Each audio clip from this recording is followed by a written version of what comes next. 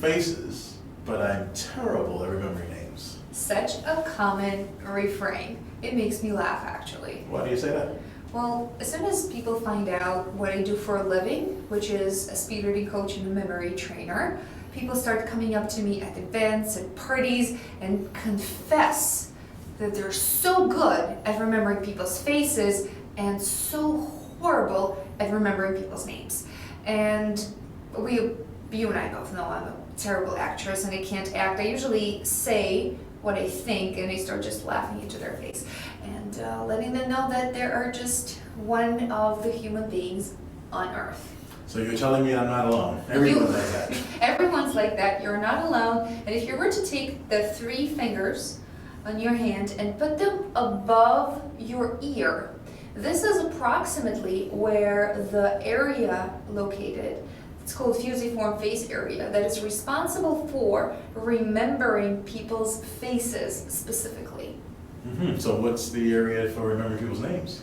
Oh, that's a good question. Actually, I believe there is no area that is responsible for remembering names, and I think that names are treated as words. For instance, if I was to say, my name is Katya, there are words in that sentence. My name is Katya. The word my name, those 2 words are important words because they mean something. But is Katya, doesn't mean anything, it's a function word, and Katya doesn't really mean anything because it's just a sound. It's not a strawberry, it's not a banana, it doesn't mean anything, it's just a sound, Katya. So the brain is treating this word as an unimportant word.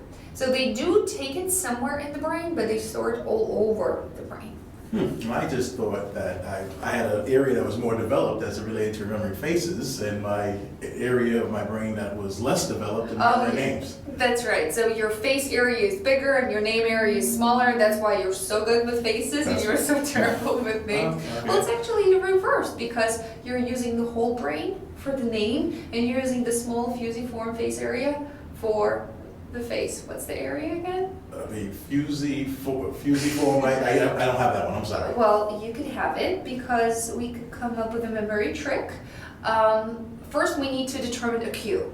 The cue would be fusey or a fuse. Think of a fuse, that security device on electricity. Okay. So think of that little thing, maybe in your mind's eye, envision it behind your ear.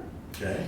And because you need to sense it with at least 2 senses, let's double sense it and add a perception of it through touch. Maybe you touch behind your ear and you feel there's a fuse behind. It's very weird, but that would help you remember. So your cue would be fuse, and then fusiform face area would kind of unfold from that cue. Got it. And if you think about it, we say remember people's names, remember people's faces, but there are 2 processes involved. We collectively call them remember, but there's recognition and there's recall. Yes, I do remember that. There you go, from our previous course. Absolutely. So when you recognize something, that is the person's face, right? But to actually remember their name, you would have to recall it. Very good. So with you and I at a networking event and we see a person coming at us, our brain would go through the same exact questionnaire. Do I know this person? Do I not know this person? The answer is yes or no.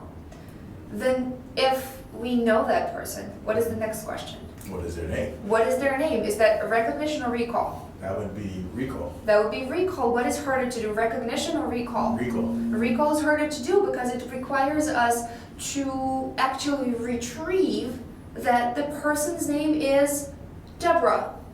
And let's say Deborah comes up to us and we say, oh, hi, you know her. Absolutely. What would you do? I would say, Katya, I'd like to introduce you to Deborah. Yes. Can you say, Katya, I'd like you to meet that person that I know?